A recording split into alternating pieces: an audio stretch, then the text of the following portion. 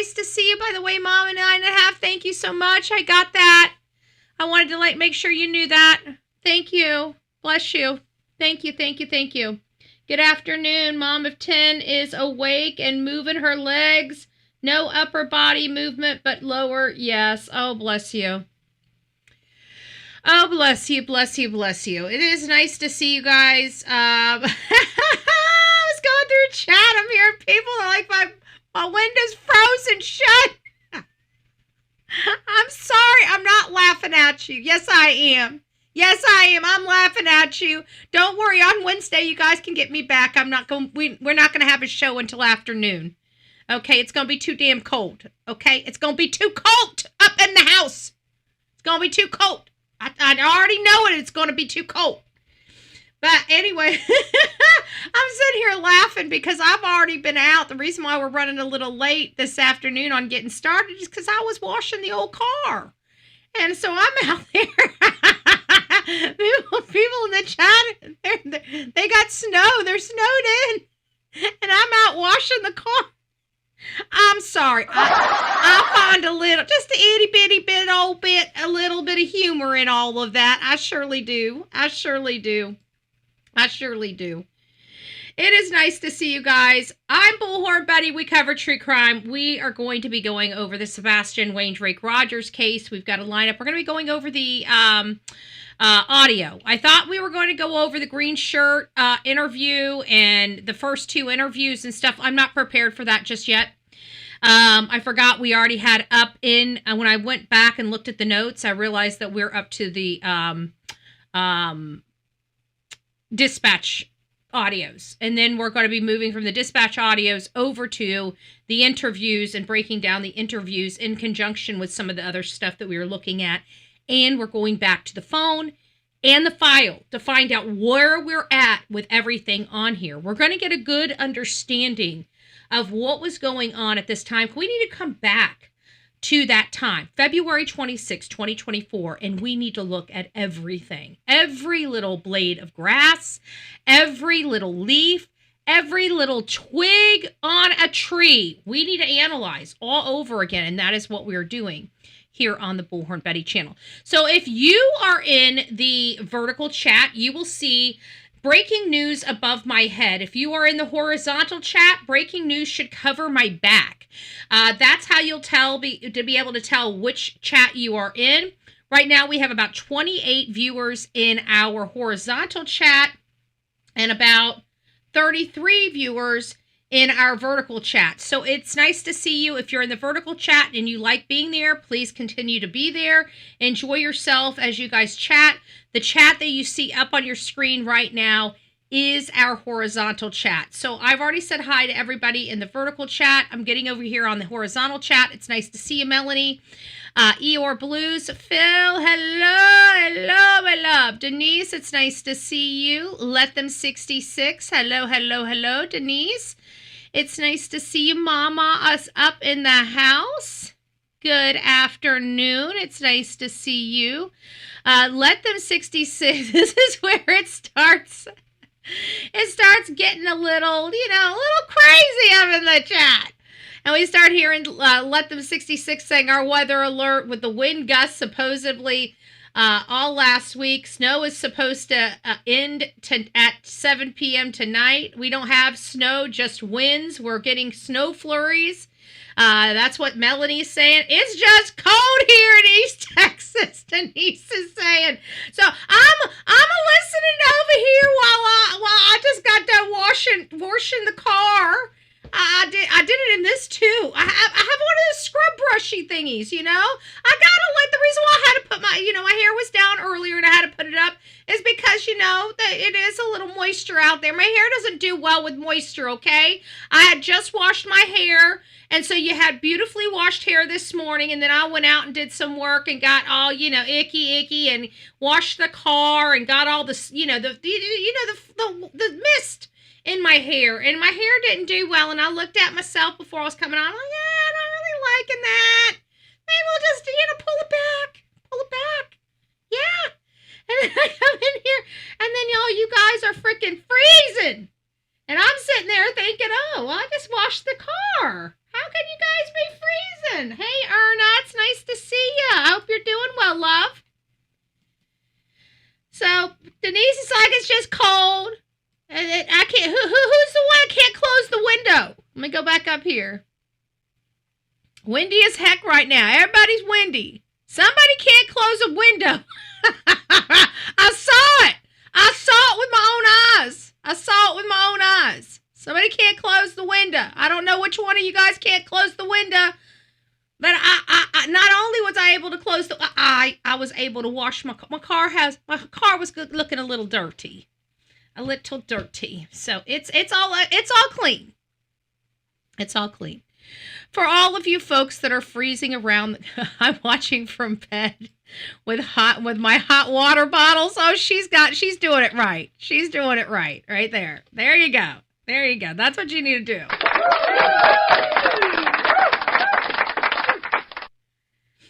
I'm still trying to get my game plan on for February. I'm like, because see, that's what saved my bootay. And actually, it's not what saved my bootay in Idaho. I just put a whole bunch of crap in a bag and prayed to God that I had enough stuff to, and I was still cold. My poor little fingers. I remember that.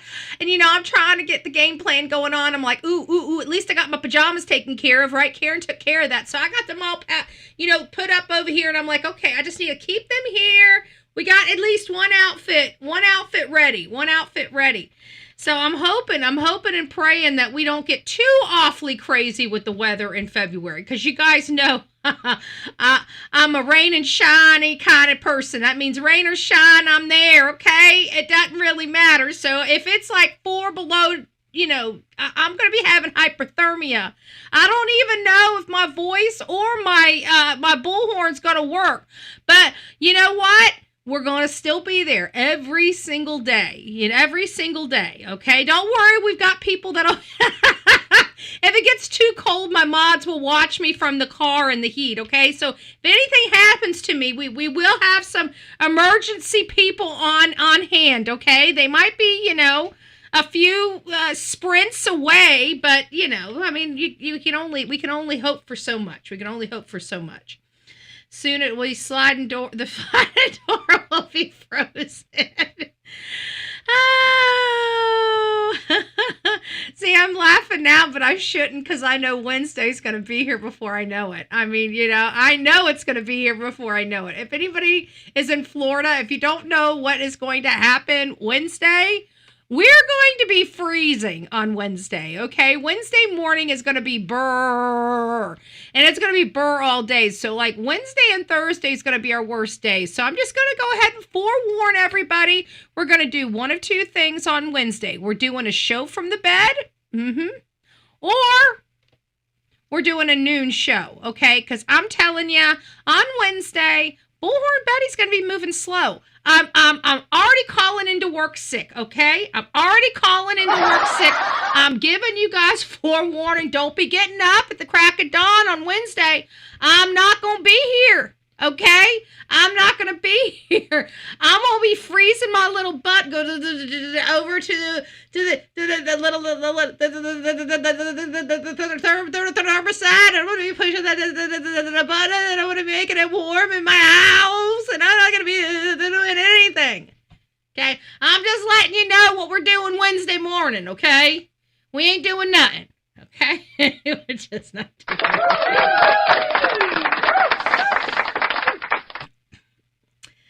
All right, guys. So you guys are not here to find out what we're doing on Wednesday. We've been on this road together. We've been on this trip, right? This very, very windy, very slow process, very emotional, gut-wrenching trip together. And it is the case of Sebastian Wayne Drake Rogers. And Sebastian Wayne Drake Rogers is a handsome young man that disappeared from his home where he was locked inside of it with his mom. And this happened almost 2 years ago on February 26, 2024. It just so happens that February 26 does have meaning, especially to the victim's mother. This is the same day that she filed for divorce 8 years prior to from his father. Now, it has been alleged and stated, take it for what you will, there is no factual information, there's nothing concrete. We can assume there's enough to support, but we're obviously not in the bedroom, right? But it is alleged that prior to Chris's divorce from Nina and prior to Katie's divorce from Seth, Chris and Katie were kind of an item. Take it for what you will. Chris and Katie used to live in California prior to this event, prior to the whole world getting to know them. And this is the same state that Seth Rogers also lived in. You guys see a theme here? He always wanted to be around his son. When we hear about the beginning of Sebastian, when we go back to the beginning, when Sebastian was conceived, right? Katie was pregnant. She had this child. And one of the things very noticeable early on in his infancy is that he wasn't sleeping well. Seth was a very proud father, and he's a reader. If you know anything about Seth, he reads, he researches.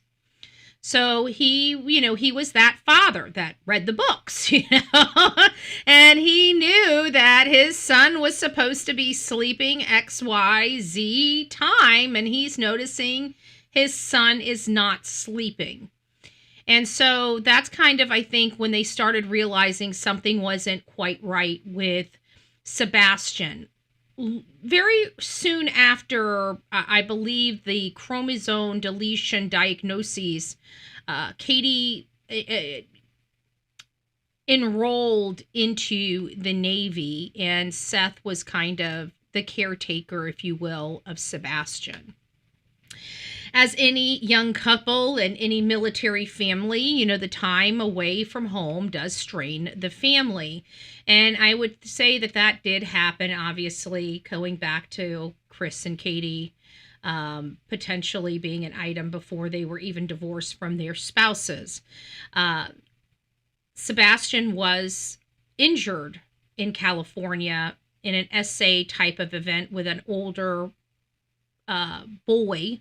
Wasn't like an adult or something like that. It was just he was 8. The older boy was 13. They were left alone. And next thing you know, things happened. And from everything that Seth has told us, Sebastian never got the proper treatment after that event.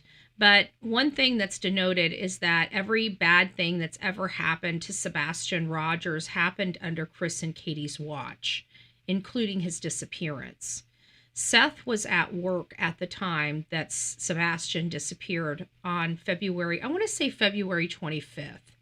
I think that there's enough information to at least signal to me that law enforcement never believed that he disappeared on the 26th. And it doesn't sound like Chris or Katie really believe he disappeared on the 26th, because every time we've ever heard Chris get riled up or Seth be able to rile him up related to, asking about whether his mom or stepfather may have had or moved Sebastian, he gets upset, and he's always pointing out everybody knows where his mom and stepfather were on Sunday.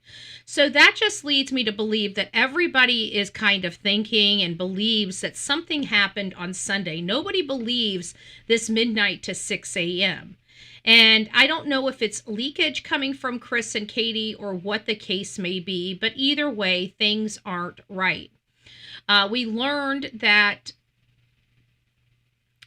they really never helped out in any search and constantly used law enforcement as their scapegoat. I don't know what else to say other than scapegoat. Would you guys say that's a fair assessment, that they kind of used to get out of everything, right? It was, they used, let me back up. They used law enforcement and harassment as there are reasons to get out of literally everything. The reason why they couldn't stay home was because of the harassment. The reason why they couldn't go out the search was because of law enforcement. You see what I'm saying? Every single thing, they had an excuse, a stupid excuse that no parent losing a child would ever use as a reason for not doing something. I mean, I just don't see it, but I digress. Either way, at the beginning, we all kind of thought Chris was the primary suspect. Hey, Cinderella, it's nice to see you. Be Betty fan, it's nice to see you. Love, Alicia. Hello. Hello. But it to me, it seems like they've always used that as a crutch when so many other parents wouldn't think anything of it. I mean, downright to the minute he comes home, he starts screaming at the news to take their cameras off his home. Like, who does that? Who even thinks in that manner when you have such a massive crisis on your hand? I would think a missing child, having the whole entire cavalry in your area, community, helicopters, drones, horseback, ATVs, I would have to think the last thing that you really give a damn about is some damn cameras. Now, just call me crazy, but I just don't see that being a reality, But again, that's just my opinion. These are things that I personally find unnerving, red flaggy. He threatened a lot of people. Yes, Mom. Absolutely. Hey, Adrian, it's nice to see you. I hope you're doing well, love. Premeditated, guilty people, in my opinion. Hey, Grave Crime with Grace, it's nice to see you, love. I hope you are doing well. If anybody's over in the vertical chat, it's nice to see you. I hope you're doing okay as well. But there's just a lot of uneasiness when it comes to, there was a lot of uneasiness at the beginning because one thing that was very noticeable from the community, not from us, okay, from their community, is that everybody knew that there was some type, at least locally, within the first few houses from them, knew that there was some toxicity going on inside the house. A lot of people, frown upon, whenever you have family discord, at least the Southern way is your family discord typically stays inside your house, behind closed doors, under the proverbial rug, if you will, right?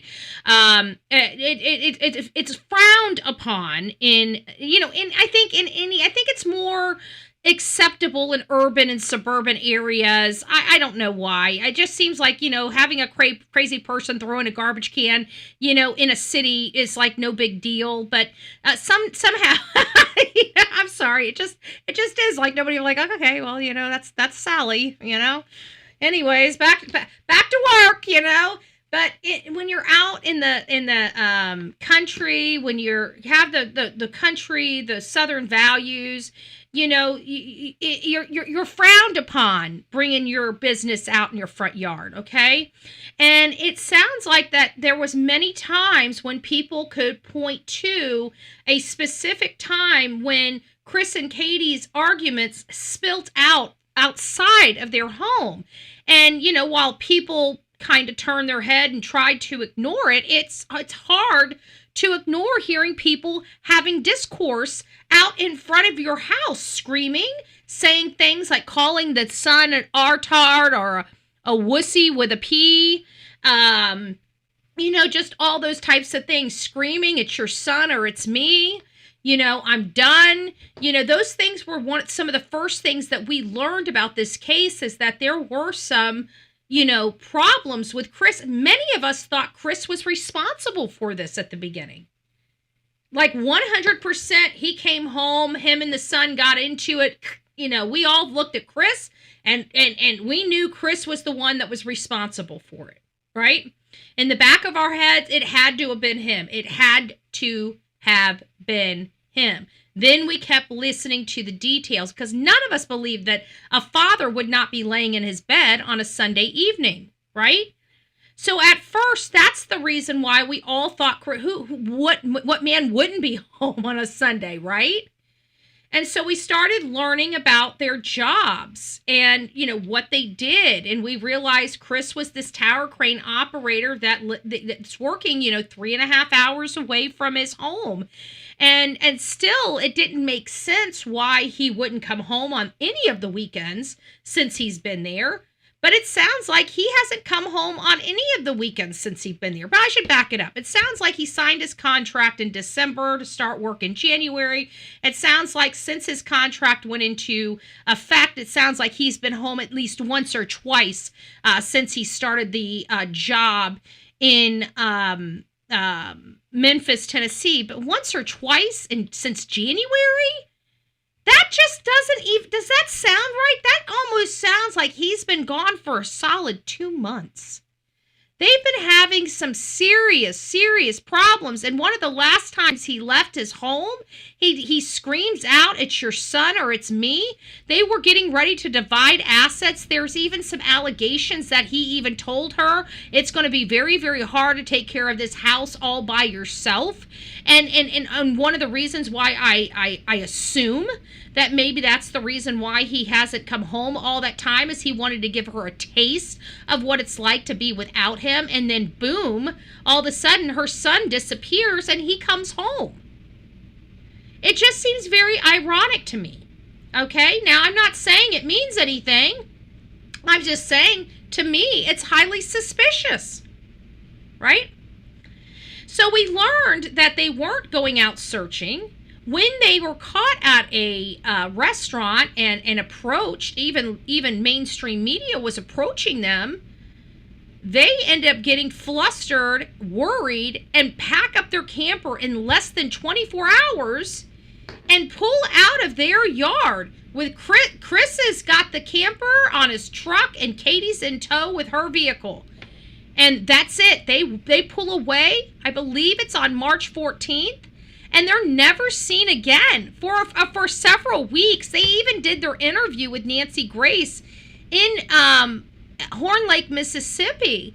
And I believe that also coincides with right when the Lights video dropped, which has always given us a suspicion that the Lights video has always been a legitimate video of something funky going on there.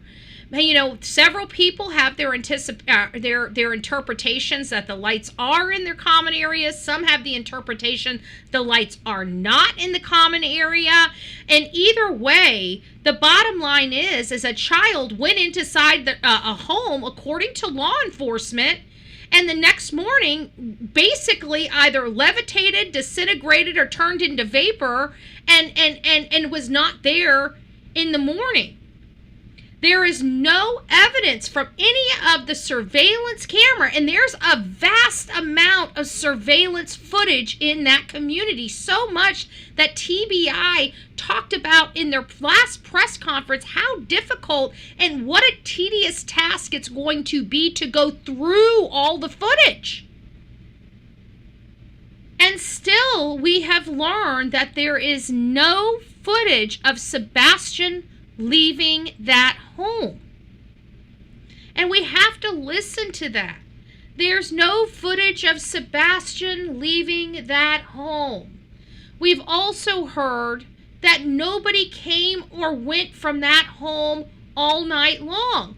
Remember, law enforcement doesn't want us looking at those Lights videos, right? They've done everything they can to distract us from them. So if we were to remove those Lights videos, what do we have left?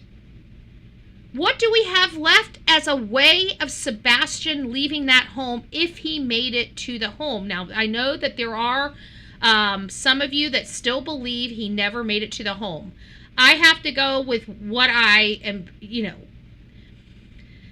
that's assuming. We have law enforcement telling us he made it home. So that's what I'm going with this theory, is that he made it home. And I'm also hearing that Sebastian those lights on the side of the house, we know for a fact, law enforcement said it was dump truck, said it was this light, said it was that light, but for whatever reason don't want us to look at those. So if we didn't look at those lights, what is it telling us?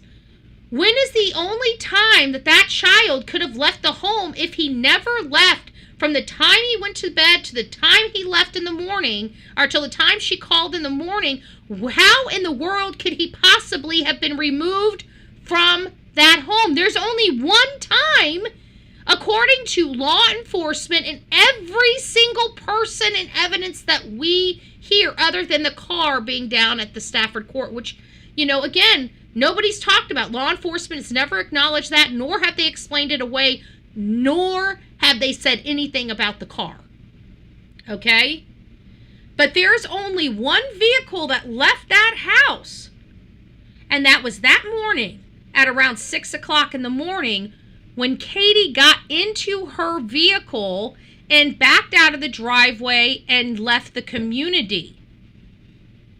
From my understanding, she didn't drive around the community before leaving. According to Miss Bobby, she backed out of her driveway and drove out of the community.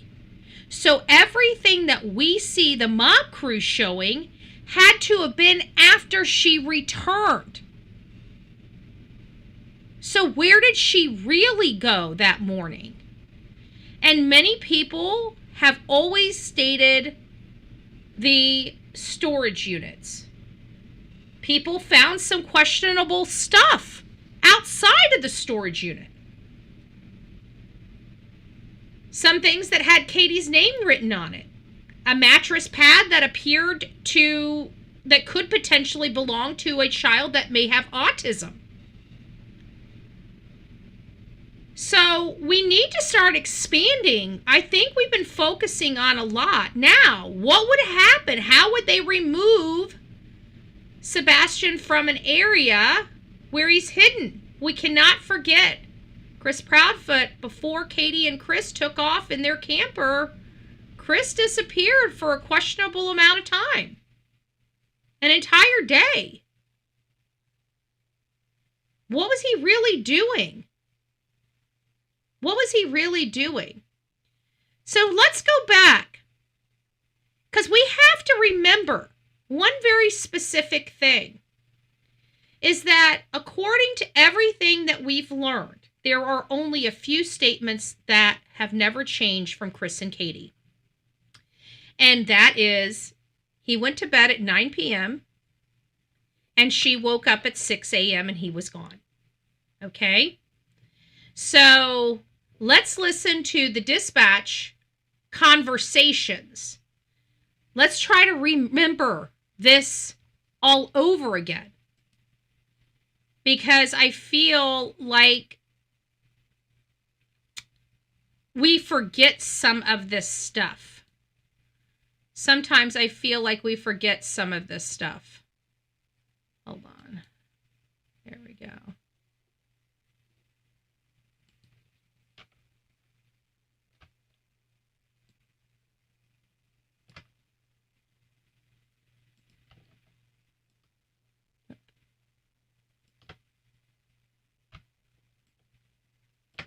There we go.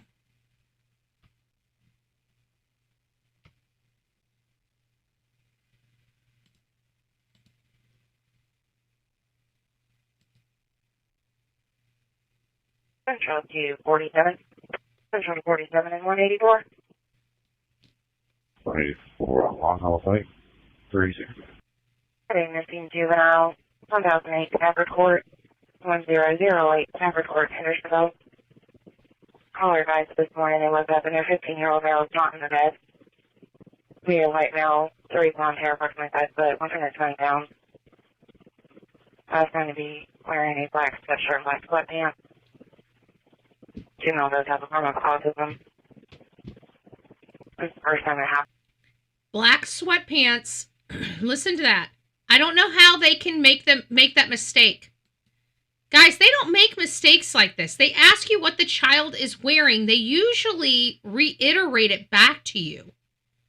I would like to hear the dispatch calls. They have never released Chris's, and they have said very specifically all their calls are recorded. So that means the actual call Chris made to the sheriff's office was recorded. I would love to hear that. Love, love, love to hear that. Any mom who even thinks she would pick up her child second would pick her child second, wouldn't be a mother. Yeah, I get it. Trust me, I get it. Caller advised this morning they woke up and their 15-year-old male was not in the bed. Medium white male, 30-pound hair, approximately 5 foot, 120 pounds. I was going to be wearing a black sweatshirt and black sweatpants. Black sweatshirt, black sweatpants. Female does have a form of autism. This is the first time it happened. I was going to be in the home before midnight. All the doors are locked at this time. Okay, let's listen to that. So she said, this is the first time it's happened. Now, that right there is the biggest problem with all of this. Right there. Because what we've learned is that elopers elope very early on in their autism. Never late. He's almost an adult. Okay, he's closer to an adult than a child. The idea that all of his routines and schedules that he's been on for years goes out the window and he has just simply become spontaneous is not a characteristic of the chromosome deletion syndrome, and it's not a characteristic of the autism. So that right there, in and of itself, is a problem. It's a problem. But there's another thing that we just heard that she said the mother said, and I want to hear this. We might have to listen to this a couple times. Female does have a form of autism. This is the first time it happened. I was going to be in the home before midnight. Yeah, I think you're right. Mom told him to be in the home before midnight. That sounds odd. Turn your volumes up, guys. I've got it as loud as I can turn it up. Turn your volumes up. Listen to this. Are you guys ready? Sure, like sweatpants. Female does have a form of autism. This is the first time it happened. I was going to be in the home before midnight. Something going to be home before midnight. I want to get that right, but I can't make it out. I can't make it out, guys. I personally can't make out. Sure, like sweatpants.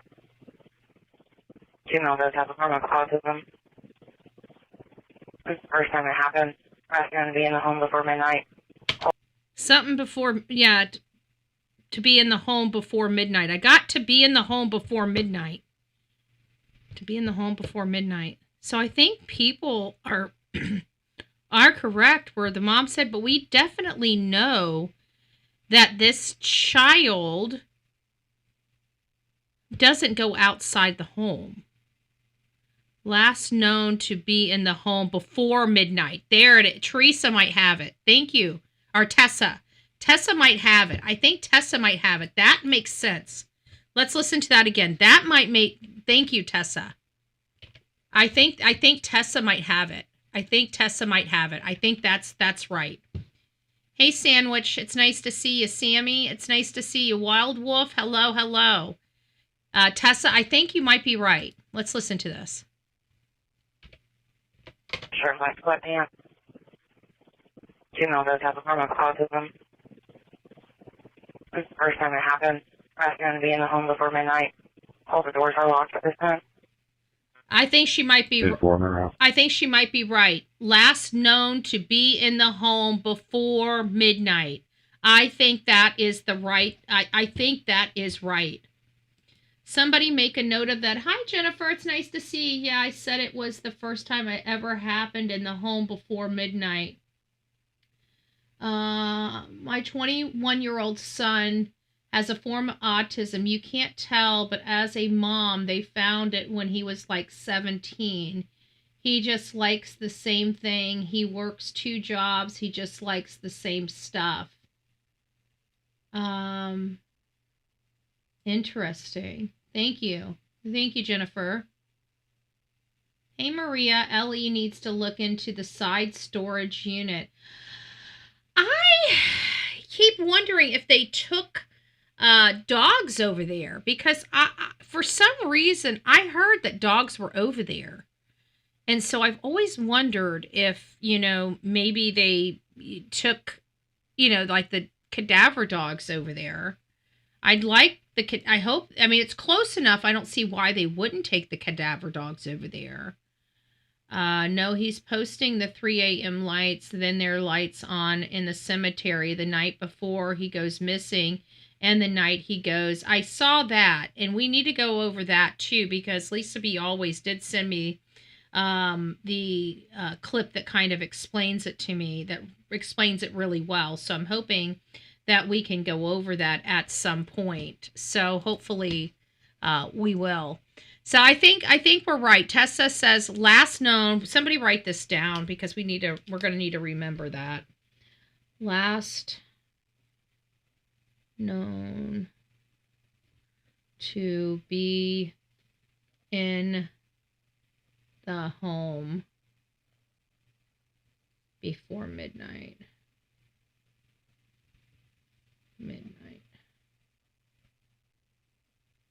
Okay. I really think that's going to be most.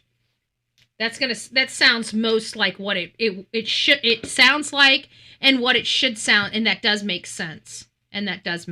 So I like that. Thank you so much for the help. Allegedly, a cadaver dog hit on Unit 10, and Ellie said it was a dead mice. I don't think cadaver dogs hit on a dead mice. I don't know about that. I've always heard that it is a decomposing body has a very different scent than an animal. And they're on decomp of humans. So that I don't know. Let's move on. Going to be in the home before midnight. All the doors are locked at this time. 10-4 in their house. Okay, so all the doors and windows are locked. So we know that we know conclusively, according to law enforcement, that they asked her, is there any doors and windows locked or unlocked? And so she must have went around to all the doors and all the windows and realized that they're all locked. So the house is secure. Okay, there's no ifs, ands, or buts about it. This is the very first initial everything. And she is absolutely confident. Slow it down. I can't slow it down. I don't think I can slow it down. I can speed it up, but I don't think I can slow it down. Not without putting it through something, and I don't have a way to put it through something. Wait, so last known before midnight. So is KK saying after midnight he was taken? That's what her statement's always been. That's why I've always said that that he wasn't, not that he was taken. It's just that he disappeared after midnight. They're basically saying it was the 26th that he disappeared, not the 25th. But every time up to this point, not to this point, to the dispatch, this is literally day one. But this is, we've always learned that, through Chris, that it seems like he was always focused on Sunday. When his parents were involved, it was you know where my parents were Sunday evening. You know where my parents were Sunday night. He's the one that's told us that something happened to Sebastian Sunday night, not Monday. But Katie, from day one, from the minute that she called this in, or they called this in as missing, they've always wanted us to believe that he was missing on the 26th, which is crazy because, again, it comes down to February 26th being a milestone for her, the day that she filed for divorce from Seth. She didn't receive her divorce from Seth. She filed the paperwork for their divorce. And literally 8 years later, her son is missing, and missing for forever. And they were only married for 8 years total. Anyways, let's keep going. Sebastian. Hello, Central. Hello, go ahead. Sebastian. 8-5, clear verbal warning. Copy that. I have clear verbal. I can't make any of that out. Can you guys make that? It sounds like. Let's go back. Let me see if I can slow it down. I don't think I can slow this down. Playback speed. Oh, I guess you can. Let's see. Did 4 minute out. Sebastian. Hello, Central. Hello, go ahead. Sebastian. 8-5, clear verbal warning. Copy that. I have clear verbal. 10-4, I'm en route. I got that. That's about as much as I got. Okay, got it. 47, Central. Okay, I got to turn it back on regular speed. 47 minutes. Yes, that's the she's now has a file. So then I asked the call taker to ask if the juvenile has a phone. Break. Central to. I got Central to 68. The last one is an audible, something about a missing juvenile, possibly a juvenile at a hospital. So they're starting to ask, have we need to start checking hospitals, all these different places. Let's keep it going. I asked the call taker to ask if the juvenile has a phone. Break. Central to 68. I am Mrs. Fire Call. Yes. In there. So it says fire call something, and he said, go ahead. Area Steam Plant Road in Newton Lane. Caller right back. A truck is on fire. Pull over on the side of the road. So it sounds like we have a truck on fire in the middle of the road. Caller's no longer answering. Caller is no longer answering. Central to 47-180, 412. Juvenile left his son at the house. The mother She's not at the house. Left son at the house. The mother is driving around looking for him. The mother is driving around looking for him. So we know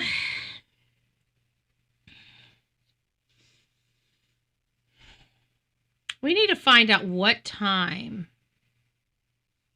Hey, Gloria, it's nice to see you. What's going on? I just got here. We're just listening to some dispatch logs, some dispatch calls back and forth between law enforcement.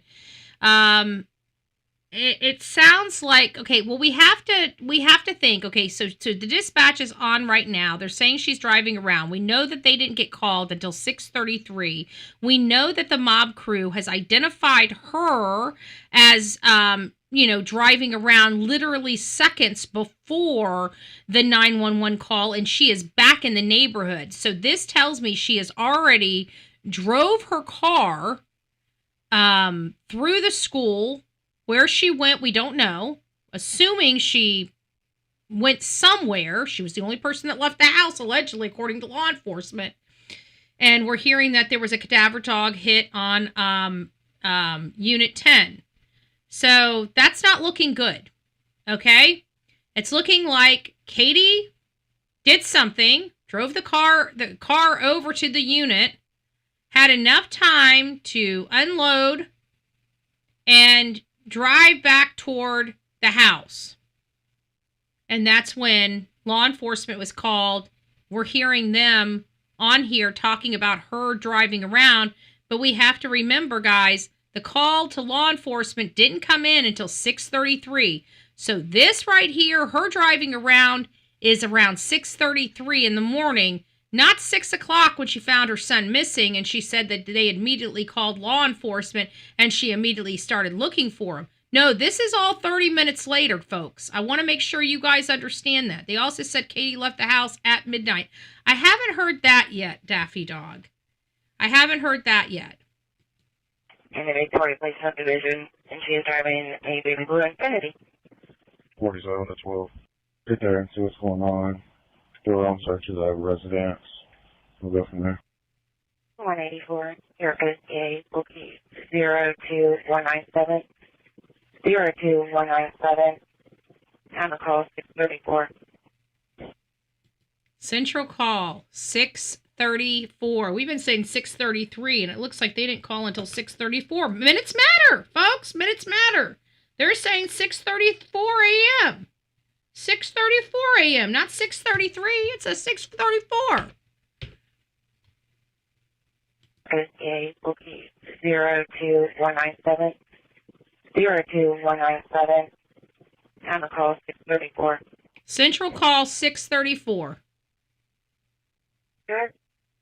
When you get a chance, can you call all of the local hospitals just to make sure he's not in one of those? That's right. So they have just been ordered to call all local hospitals. He was not at any local hospital. 68 Central on Payne. Partially on 45. 12. Good, cool. I said there's no medical center ER, center station ER, Sumner Regional ER, anti-line, all clear of the juvenile. No juveniles. They've called everybody. Just like that. Boom, boom, boom. They called every single one of them. No juveniles checked in. No juveniles.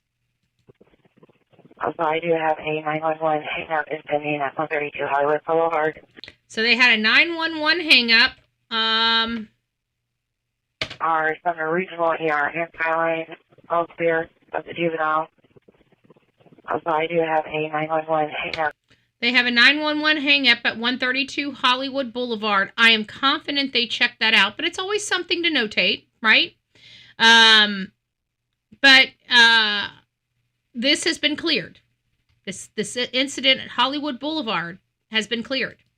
In pending at 132 Hollywood Boulevard. 911, there is no call history name attempted. Language line with no connection. Do you want me to clear it? 10% Central, you clear. 68 Central, K9's on the ground. K9's just got there. Hey, Jenkins, he's on track. 63 Central. 837? I'll be 10-6 at Kendra. Well, we're going north on Stafford. 47. Going north on Stafford. Code red has been launched. The code red has been launched. Window open. Code red has been launched. Code red has been launched. The protocols, when they say, hey, Pebbles, nice to see you. When you hear code red has been launched, that means whatever protocols they have in place for code red are now about to start rapidly firing. So behind the scenes, whatever their protocol is, if it's, step 1, 2, 3, 4, 5, 6, 7, they're going to be do, right? They're going to be going down that protocol for code red. Protocol for code red. Mama Bear, it's nice to see you. I listened to this dispatch over and over. Oh, good. Because I tell you what, some of this stuff's so hard for me to hear. But we did, that one statement you said, we actually have last known to be in the home before midnight. Was the statement made, Daffy, that we believe that was the statement made. Animal farm near Happy Hollow, Center Point area. There's an animal farm near Happy Hollow. Go ahead. Next big track back up, going into the construction site over here, back towards the beach. I'm behind you. It's awful muddy. Do you see any footprints, anything? You shouldn't have any shoes on. Hey, this is all dry, hard packed. So they already knew at this point that he had no shoes on. So this is information. The reason why I'm saying this is because, it seemed like it was well known very early on that he had no shoes. And that has been, some people have liked. One weird thing I heard in dispatch was about 2 teens that were walking. I'd have to re-listen to remember what it was and site near Hogan's Branch. I remember that. I remember the Hogan's Branch, but I'm almost confident that they've cleared that. I almost remember hearing, at least on Jessica's version, of that Hogan's Branch one being cleared, if I'm not mistaken. Out of Stafford Court. LT, we're now headed back south towards the cemetery on the far end of the construction site. So there's the construction site, the cemetery that we've been hearing a lot about. Some footprints over here. They say that Right there where you're standing? Yeah, leading right up. They have footprints leading right to the retaining pond. And you got to remember, that dog went into that retaining pond. What the hell is this all about?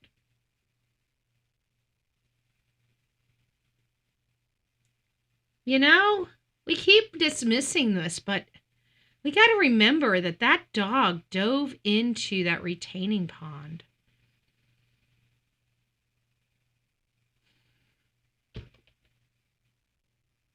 I wish he would have said with or without shoes. Yeah. Or into the construction site. Yeah, boy, I can see you. I do have some footprints over here. Right there where you're standing? Yeah, leading right over here to the retaining pond. No shoes, just footprints? My shoes, but Max went straight into the pond. Max went He straight literally into dove the pond. into He literally dove into it. Want you direct? Hey, repeat that, Rice. Let me make sure. It just... He has no shoes on.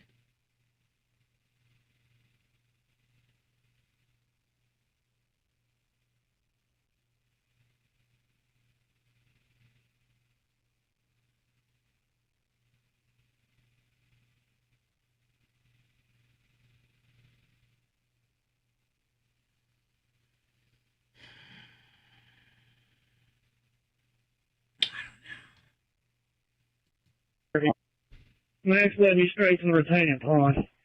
Over behind Willow Boulevard, he dove right into the water. Yeah, do you see any prints around it? There's a few footprints in some of the softer dirt, headed straight this way on the track that he was running. 1247, what kind of shoe does he wear? Size 10, 25 Central. That's 2 Stafford Court. Go ahead. Do we have a picture yet? That's important. Can you send it to me, please? Yeah, they got some feet print. Did he say shoe prints? You know, were they positive those were ones that you could see the toes? Picture yet? 1247, what kind of shoe does he wear? Size 10. Yeah, do you see any prints around it? There's a few footprints in some of the softer dirt, headed straight this way on the track that he was running. Oh no, there's a few prints. 1247, what kind of shoe does he wear? Size 10, 25 Central. In the beginning, they said boot prints like rubber boots and footprints. Yeah, I think they're just using different terminology. We need to get clarification on that. That's 2 Stafford Court. Go ahead. Do we have a picture yet? That's important. Can you send it to me, please? 22 Central, about Stafford Court call. Where the riprap is, where the trees are, That makes 25 sense, feet Sandwich. maybe out in toward the middle. 2D1. 2D1. Hey guys, the construction zone, there's another pond.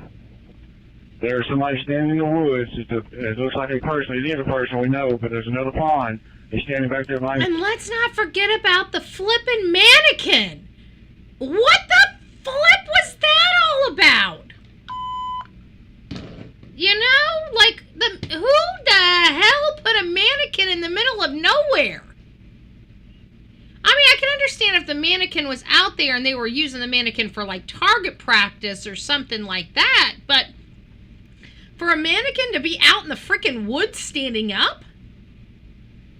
It is so weird. It's just, it's odd. Like, nobody has ever came forward and said, guys, don't freak out, that's my mannequin. We put that out there, you know, years ago. We don't know why, but we put it, right, distraction maybe. I don't know. It's just weird. It's just weird. Himself. Past the construction zone in the same area back there. Was that to the north of us? Yeah, the north end of it, yeah. Where they're working on the machinery at, goes straight back. There's another pond back there, but there's a person in the woods by that pond. Past the house on the other side of the tree line. Going back toward beach or going on the back side? I mean, I can imagine a bunch of kids, probably putting it out there, for pranks, or we did some dumb stuff that doesn't make sense to me when we were younger. I don't know why we did the crap we did, but we did whatever we did, right? And so I'd have to think that this, if it has nothing to do with it, it's some kids stuff, but nobody coming forward to say that that was their mannequin. Did anybody ask? I wonder if it was a test for the cameras. Now that's interesting. Yeah, especially because look, guys, this could have been premeditated. A lot of this could have. I mean, look at Ashley Buzzard. Look at Courtney Bartholomew. I mean, these are people that thought out, that planned to unalive their one adult child and one child. We can't look past that. Parents are becoming smart, calculated, and cold-blooded in many cases. Katie had a lot of problems. We cannot look past all the problems she was having and all the problems she was facing. She was facing a second failed marriage. She was facing literally having everything that she worked so hard for, that beautiful house, that nice car. Everything was about to come tumbling down for both her and Chris. And we know that she loved Chris so much. She quit smoking. She gave Sebastian's cats away. She allowed this man to treat her son like pure shit and never did anything about it. Let's not forget that. On the backside, and he's not moving. He's just standing there by himself in the woods. It's Hendersonville 517. I'm on the northeast corner in the cemetery across the tree line. Am I close? No, the backside. Nikki, if you can, do you have anybody there with you that can drop a 3 words location? It's crazy because, I'm still trying to figure out where this mannequin is. And it's like everybody that's speaking from one another to another knew exactly where they're talking about, what they're talking about, which is good. It's good. They knew what the backside looked like. They knew where that was. Let me see if I can find it on my map. I got my drone grounded for the moment, and I'll see if I can do it. Very good over. 1 to 2. I'm in my truck going up to the corner. Can you see us? There's always a Vargas, isn't there? Like, no matter what department you're in, you always have a Vargas. Vargas is on it! Vargas is on it. Lance, hold up. I'm going to jump in with you. 2, there's 4 of us on foot coming across the yard. Start directions. Hey, Erna. 19's on the side. Faye, it's nice Everybody's to see on you. ATV right there in that Me field, and you? driving straight to the woods. Straight in. Keep going like you're going. Keep going. They're seeing it. Go left. He's come back, he passed it. Ricky, there's 4 of us on foot on the other side. Pick us up and tell us which way to go. We only have one drone, we don't want to get off the target, and we got somebody close to it. All right, somebody's walking straight to it right there. So walk. There's 2 people right there. Walk like you're going. Walk like you're going straight. Into the woods. You should be about 15 foot from it. What's the child's first name? She'll be all over it, whatever it is right there. The 2 people walking the woods. It's a mannequin. It's a mannequin. Look just like a person from the air. Oh my gosh. Hendersonville 66. What's the name of the child that we're looking for? First name is Sebastian. I'm sorry, can you repeat that? First name is Sebastian. I still can't figure out what the hell is up with the damn mannequin. Barking. The dogs bark repeatedly.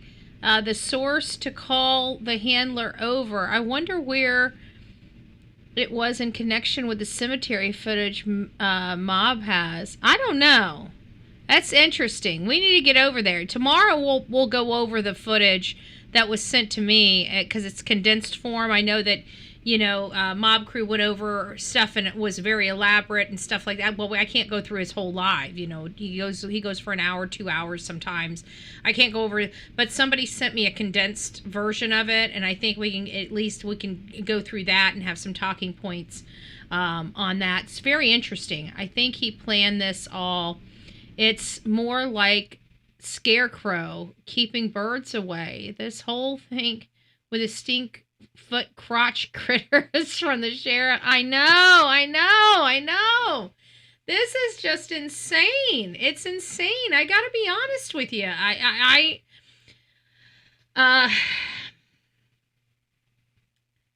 Listening back on this and the chaos and just hearing them one thing after another getting wrong, like down, his clothes were wrong. What he liked was wrong. It seemed she kept saying, oh, he likes to fish. She kept trying to imply he went toward the water, knowing he was a great swimmer.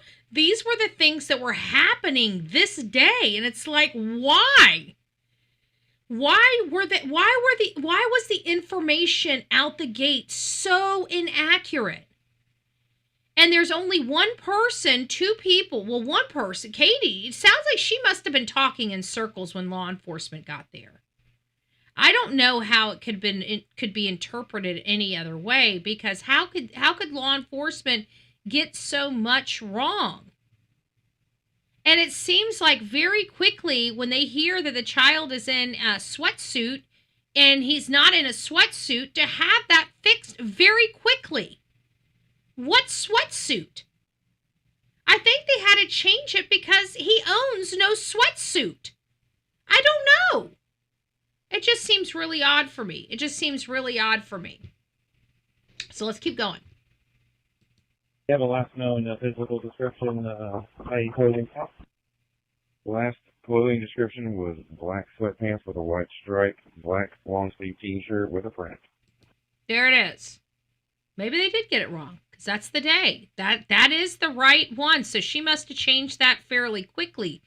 So she changed that morning. So when it was called in, Chris must have been the one that described his clothes that he was in.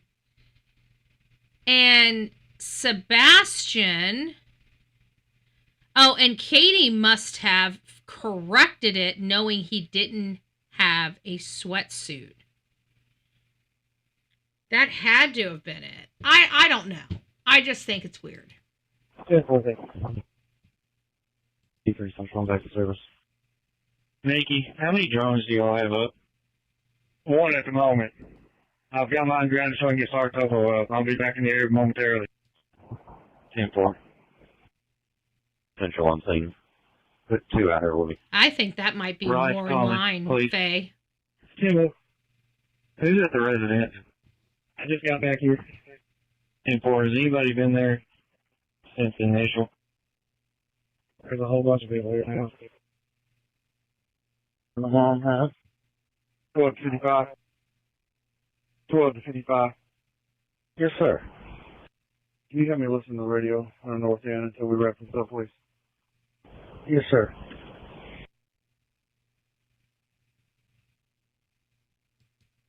It almost sounds like they took something off air for a second.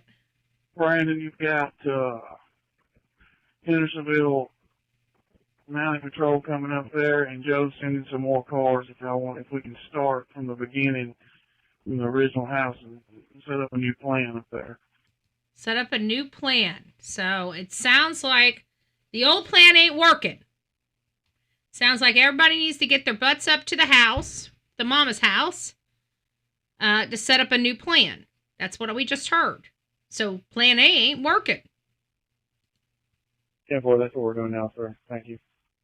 63 Central clear. False call. Oh, yes. A neighbor advised that he's found the child under his son's car, which is across the street, 2 doors up. So be sure and search under cars and under things. Go ahead. We heard that was inaccurate. We heard that was mistaken with another kid in the neighborhood.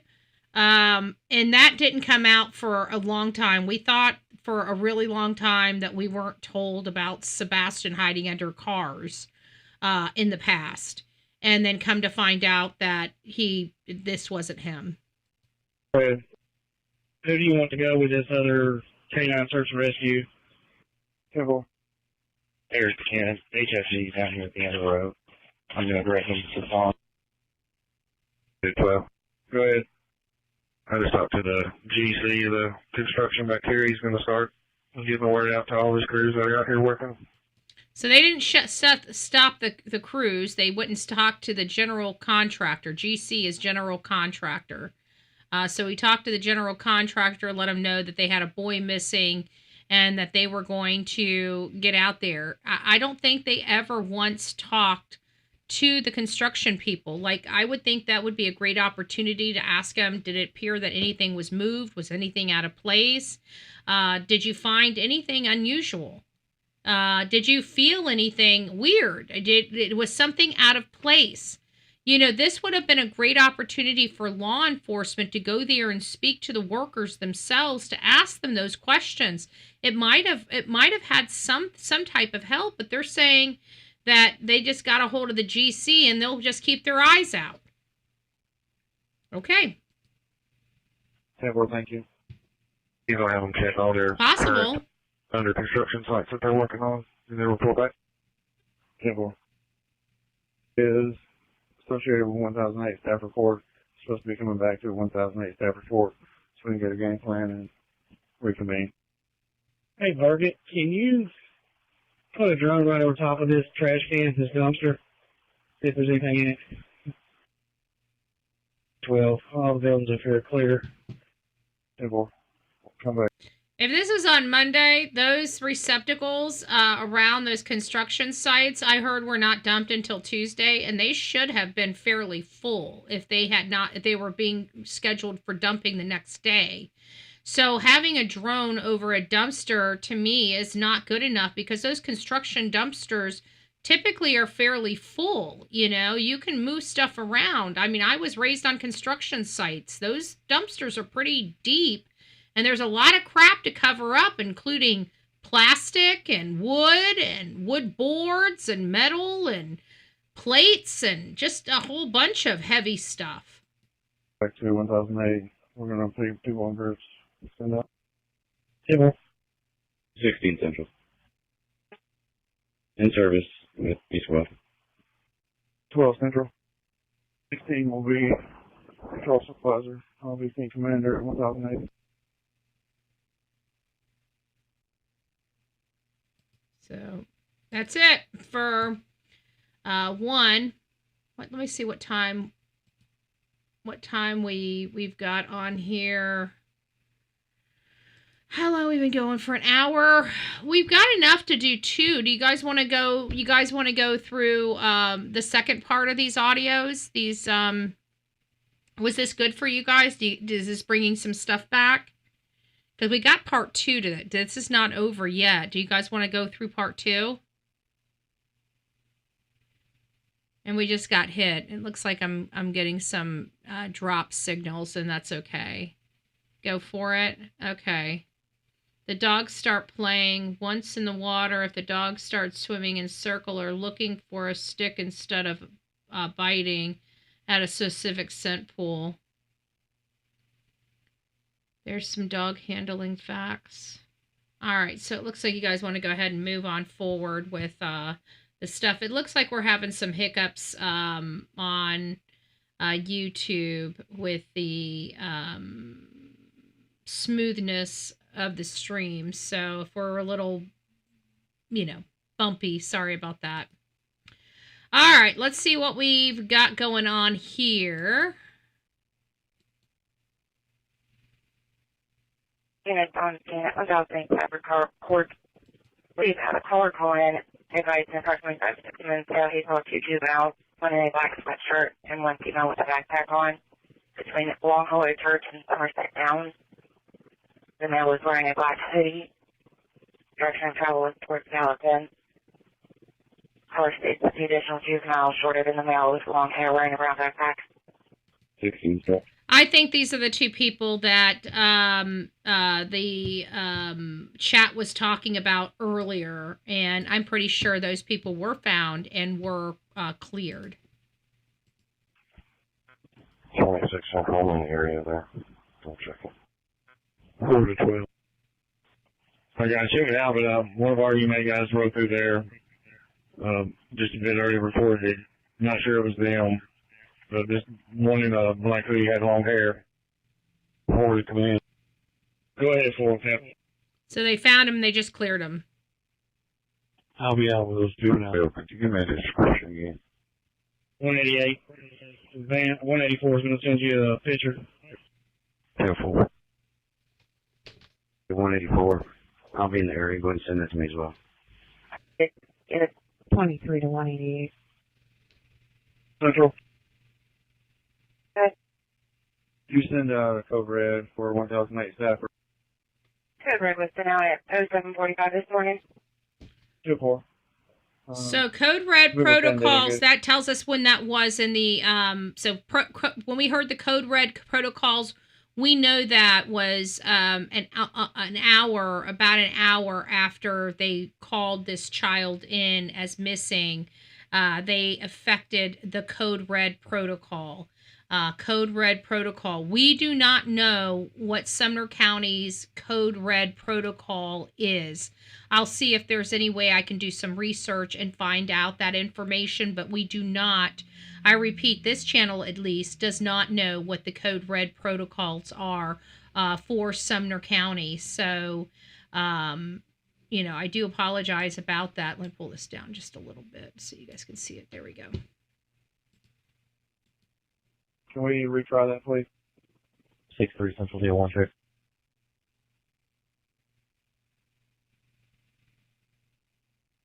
Go ahead, sir.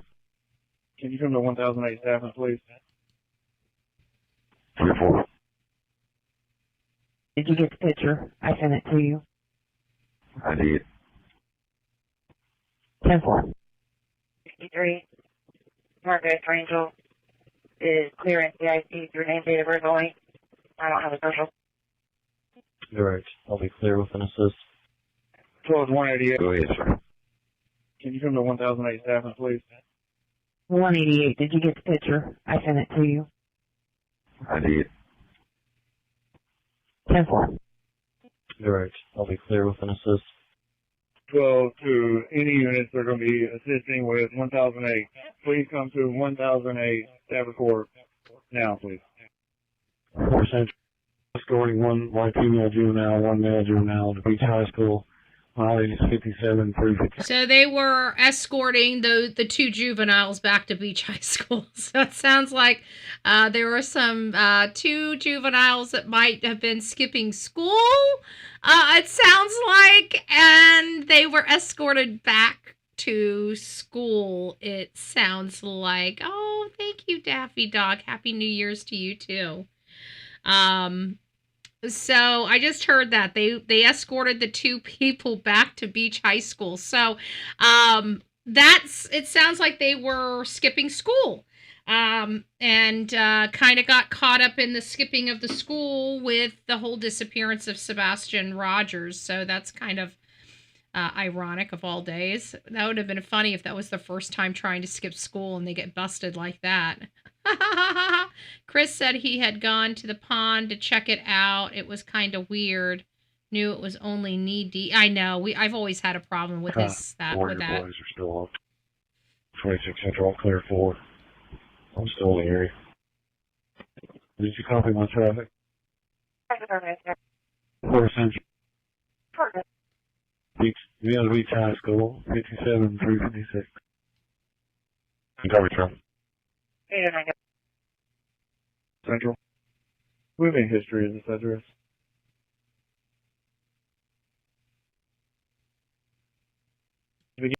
Do we have a history on this address? Huh. 57, 356. Coverage, sir. Central. We have any history of this address? Do we have any history at this address?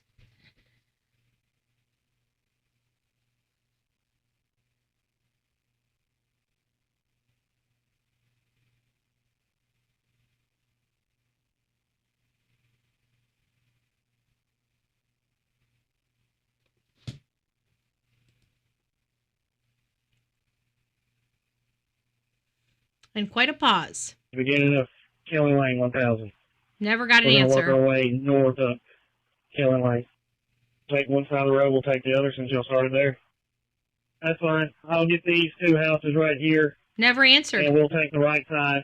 Never answered. The white Ford truck, that's the Hendersonville officer. Hey, Turkey Man, it's nice to see you. Is there any way that they could have charged anyone at this time?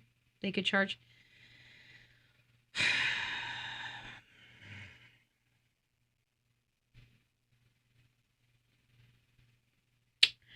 Well, there's two parts to that question. Can they charge anyone at this point in time? The answer is yes. They can they just charge about anybody with just about anything they can charge you with, right? All you need is an affidavit, and they can charge anybody with anything, just about. In this particular matter, though, charging them in something sticking, because then you guys remember Ashley Buzzard, she was charged with a trumped up charge, and it was kicked, right? Because it was a chumped up charge. So yes, they could be charged with something, but the only thing that I can see that they could pass the smell test as far as probable cause, in my opinion, would be the abuse allegations. And that would pretty much be the only thing that I see that they could be charged with at this point. And that's possibly. Tennessee law is different than Florida law, so I would definitely have to look to see how the abuse allegations, but I think with the reports from the teachers, the 5 visits with the social worker, the reports from the counselor at the school, I think all of those could support and definitely get over the hump of probable cause for the abuse or negligence or whatever the case may be. But is it enough to be proven beyond a reasonable doubt? That would be where my issue would lie. I don't know if it would be, just my opinion again, just my opinion. I don't know if any of this is true or accurate because I don't have the details. I don't know what's in the Department of Children and Family reports. I don't know who reported the Sebastian to the Department of Children and Families. I don't know what the allegations initially were for, if they were for verbal or physical abuse. It sounds like physical abuse. But I do believe there's enough supporting that where they should and could get at least an arrest for that. But at this point, with his disappearance, missing, and stuff like that, I don't see where there's enough at all for anything. Well, I shouldn't say that. From where I'm standing, if law enforcement had done something, I think they have enough for a circumstantial case, but it would most likely be a second degree or manslaughter case because they don't have a body. But I know for a fact Tennessee will never take a circumstantial case. I don't know what it is with Tennessee. It's just I just don't ever see it happening. I don't know why they don't know how to do circumstantial cases, but I just don't see it. So the answer is, outside of the abuse, I don't see where they would they have anything, But they could charge them with just about anything. Probable cause is a very, very low threshold to have to overcome.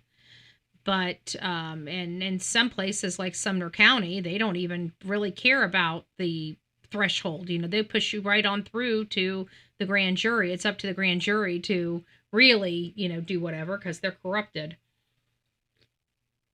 But again, that's just my opinion. First house that's with me. On the corner? No, that house hasn't been checked. The next house up from is a single white Ford in the driveway. 12 Central. Okay. We log a neighborhood Facebook page. Post was made.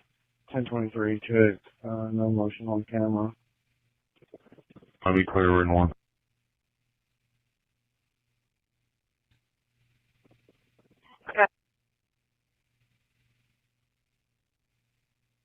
Token branch. Male with sandy blonde hair, with a bag wrapped around his head. Chest stated he had on a reflective jacket. Approximately 2 hours ago. 12-2-16. Do you have somebody that can respond to that? 10-4. I was out with that subject last night. blonde with a reflective jacket. He's in his 20s. 3 to 12. Go ahead, 3. So they cleared that Check person. this 139 Willow Bend straight across from the retention pond. That's a camera. I'm not sure if anybody just turned us. So they're asking for cameras. So checking 3 cameras. command. 139 Willow Bend has a camera, but nobody's answering the door. 4 to command. Go ahead, 4. He had some ties at White House High School, and every time he got in trouble, he wanted to go back to White House, so I notified White House PD, and we're notified. So this is where it starts getting a little questionable for me. Because the only way that they would have this information here is if Katie's telling them this information here. So every time he gets in trouble, he tries to go back to White House. Now, guys, remember, she has said he has never done this before. At the very beginning of this audio, it's he's missing and he's never done this before. So, which is it? Even here is very questionable. Listen to this again. But nobody's answering the door. 4 to command. Go ahead, 4. He had some ties at White House High School, and every time he got in trouble, he wanted to go back to White House, so I notified White House PD, and we're notifying the 3 command, will you direct on 139 Willow Bend? So, that's interesting. Every time he got in trouble, he wanted to go to White House. So they reached out to White House PD. So is White House PD accustomed to this family? Are we going to find out that there's a social worker in White House that also knows this family? This is interesting. I want you guys to hear that again. This doesn't sound good. 4 to command. Go ahead, 4. He had some ties at White House High School, and every time he got in trouble, he wanted to go back to White House, so I notified White House PD, and we're notifying the 3 command, will you direct on? We've notified White House PD and command, and we'll direct, and they're also talking about this Willow Bend video that they're trying to get. Who? White House. So Tammy, there's a city limits, White House city limits. And they're part, if I'm not mistaken, I think part of it's in Robeson County, and part of it's in Sumner County. Robertson or Robeson and Sumner County are they border each other, and part of White House is in Sumner, and part of it's in the other county. And Christopher Proudfoot went to White House High School as well, from everything I remember, and he was raised in White House predominantly, if I recall Chris Proudfoot's history. On 139 Willow Bend. This way, with the cameras, correct? That's 10-4. Nobody's answering, nobody's home. Something like that. 16 to command. Go ahead. Regarding the miscellaneous matter of record pending, cleared and authorized court. Central to Sumner 8. I am unable to find anything in RMS regarding the registered owners. I'm still looking online at this time. Looks like So Standard units that are at staff report. When you check a residence, please give me the numeric and unit numbers that have checked it and whether or not you made contact with anybody. So they're now recording, what houses they go to for security cameras to make sure they hit everything. So they're doing this methodically. 68 and 6 minutes. Go ahead. Make contact with 1000 Killing Lane. And if you guys want to, you guys can take this. And I know that a couple girls on TikTok did that. They took these audios and got the map printed up, and they pegged every house that they got videos from. They've got a lot of videos in that neighborhood. Strange that Proudfoot's never mentioned Sebastian ran away to White House, especially as Katie says Sebastian is not a runner. That's what I'm saying, YouTube. And even at the beginning of this audio, it says that he's never done this before.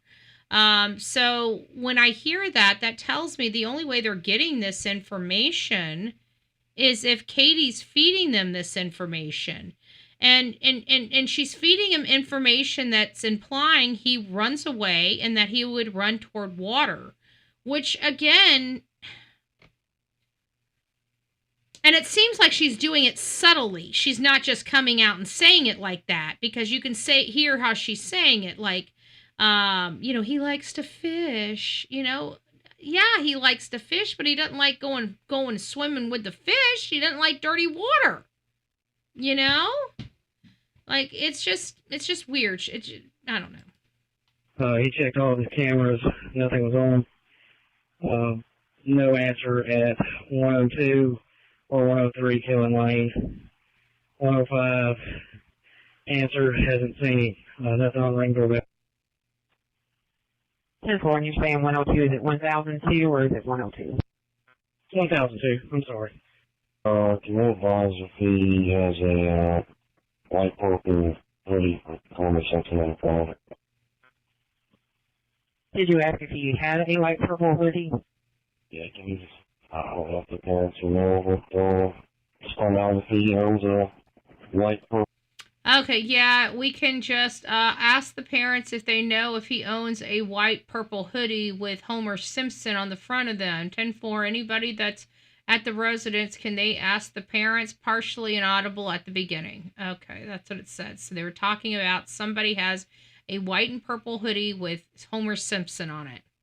Purple hoodie with Homer Simpson on it. 10-4.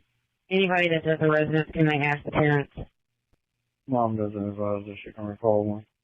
He doesn't have one. Central. Well, go ahead. And we make sure that this has been rolled out to Hendersonville and Gallatin. Also, they were at Dragon Square last night, just bowling at some games. Dragon Square. He called it Dragon Square. They were at Dragon Square last night, bowling and playing video games. Well, we know that that is not true. And that is what she told them. Listen. Also, they were at Dragon Square last night, just bowling at some games. Just bowling and some games. Just bowling and some games. How can she say they were just bowling in some games? She walked in there, they had a bowling tournament. We know for a fact there was no bowling. But I thought they went bowling in the AM and didn't bowl. No, it wasn't in the AM. It was in the afternoon. It was before they went to the Roadhouse. Can you have a unit go there and just go around and make sure that he hasn't returned there? Make sure he didn't want to continue his day. 47 to command. 47.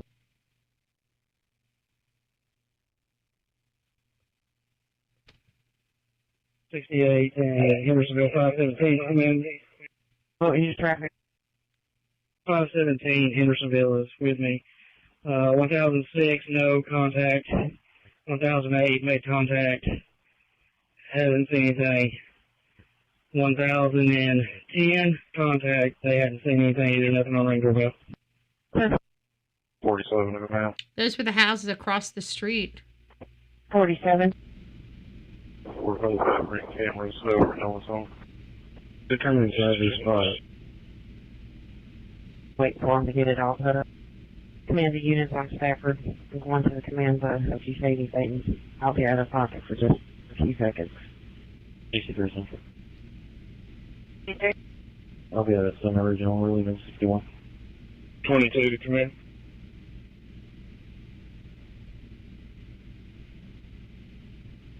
$1,012 Killen Lane through 22 command. 22.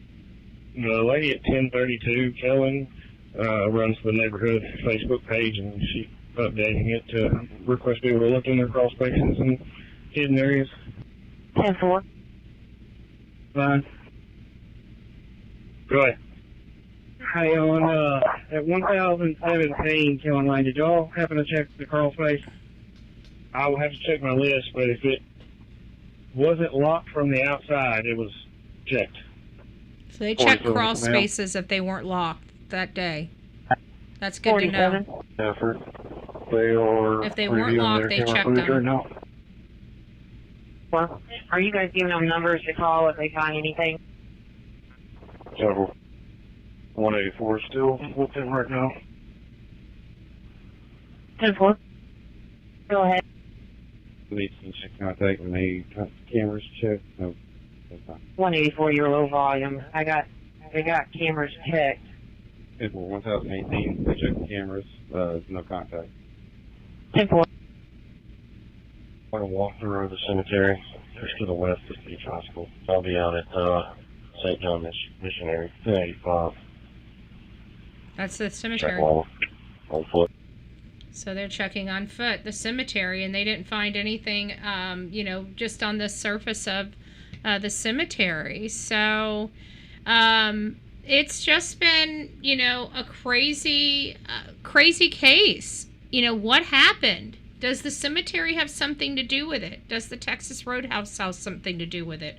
What is going on in the case with Sebastian Rogers? Well, we're going to continue to go down this road. This stuff is sparking a lot more questions because now that we've made it to almost 2 years, the stuff we learned at the beginning has different meaning to us today. So going back and re-listening to it just might help us understand what happened on February 26th and February 25th in Sebastian Rogers' life, and where could he possibly be? There are places. Somebody knows something. This is not normal. This is not a child walking off. This is something much, much more. And we have to pay attention to it. If you have any information, please reach out to 1-800-TBI-FIND. Sebastian Rogers has been missing since February 26, 2024, and he has not been seen or heard from since he walked inside a home with his mother. His mother seems to be very calculated, very callous, and very cold in interviews and other things. There are so many red flags with the mother and the stepfather, it's hard to count. And we are going to start breaking down all the changes in their statements that they've made over the last 2 years. There are so many. Something happened to Sebastian Rogers in the care of his mother once again. This is not the first time something horrible has happened to Sebastian, but it seems like it might be the last. If you have any information, again, reach out.